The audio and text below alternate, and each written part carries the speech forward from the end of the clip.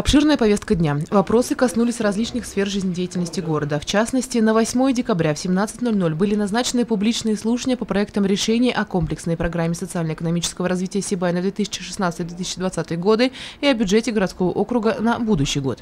25 декабря в 17:00 в администрации состоятся публичные слушания по вопросам межевания земель и строительства комплекса по плазменной переработке твердых коммунальных отходов и тепличного хозяйства, а также строительство салона красоты на улице Закива-Лиди, 48. Начальник финуправления Виктория Трофимова доложила присутствующим об исполнении бюджета за 9 месяцев текущего года. План поступления доходов бюджета городского округа города Сибай исполнен на 82,7%. При годовом задании 1 миллиард 253 миллиона 278 тысяч рублей. Налоговых и неналоговых доходов в бюджет городского округа на 1 ноября 2015 года поступило 318 миллионов 650 тысяч рублей. При уточненном плане на 2015 год 402 миллиона 664 тысячи рублей, что составляет 79,14% исполнения в году.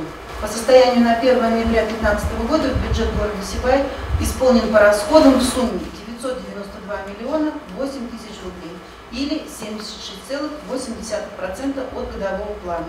По сравнению с аналогичным периодом прошлого года расходы увеличились на 17 миллионов 371 тысячу рублей. Далее депутаты единогласно проголосовали еще за ряд вопросов, коснувшихся порогового значения приходящего на каждого члена семьи и установления тарифов на коммунальные услуги.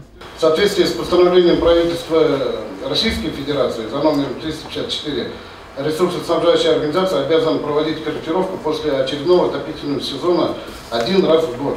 Таким образом, за отопительный период 14-15 годов сумма корректировки или возврата населению за излишне оплаченную сумму по отоплению составляет 4 миллиона 33 тысячи рублей для 81 многоквартирного дома, где установлены и приняты на коммерческий учет общедомовые приборы учета тепла. В связи с отменой норматива на отопление многоквартирным жилым домам ОБАШ РТС не имеет возможности начислять начислению платы за отопление. После обсуждения повестки дня с кратким докладом выступил глава города Халид Сулейманов. По традиции он представил собравшимся новых руководителей предприятий и организаций. Теперь Сибайское АТП возглавляет Валерий Ковалев, новую детскую художественную школу Флорида Кадыргулова, городской историко-краеведческий музей Альбина Ермулина, Сибайское концертно-театральное объединение Айбулат Кутушев. Кроме этого, глава Сибая затронул и другие не менее важные вопросы. Здесь по тарифу на следующий год планируется не более 6% за тепло и за все услуги ЖКХ. Но ПАШ-РТ сегодня просит, чтобы мы подняли тарифы, согласились на 7,12%, ну на 1% больше. Но пока мы с этим не согласны, будем рассматривать Уфе, наверное, в правительстве, потому что там ПАШ-РТ отапливает не только нас обслуживает, там 8